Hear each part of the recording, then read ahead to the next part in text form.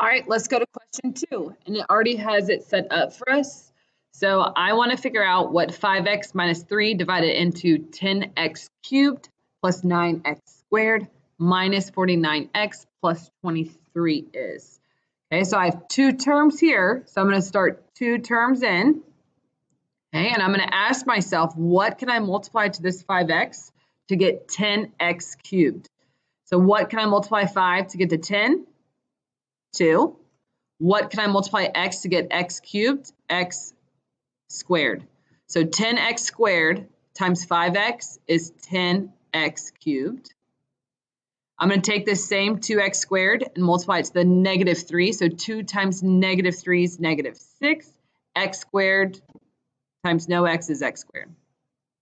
I'm going to draw a line to subtract and change the signs to both. And what I always like to do is put a circle around the signs that I change, especially for the second term, so I know that I changed it.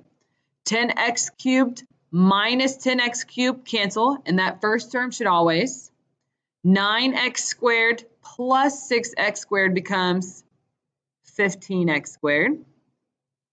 Now I'm going to drop my next term, which is negative 49x, and we're going to go back and start the same process over. So now I'm going to ask myself, what can I multiply 5x to get 15x squared? Okay, so 5 times a positive 3 is going to give me 15, and x times x is going to give me x squared. So 3 times 5, 15. X times x is x squared. I'm going to take this same 3x and multiply it to the negative 3. So 3x times negative 3 is a negative 9x.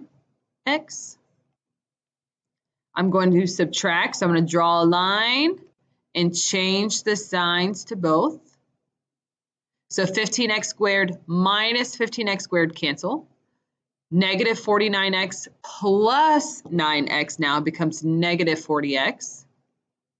And now I'm going to drop the last term, which is a positive 23.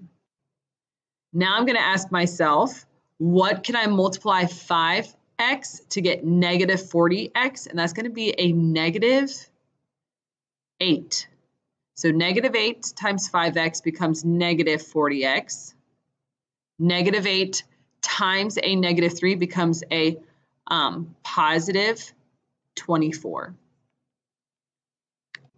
I'm going to draw a line and subtract and change the signs to both.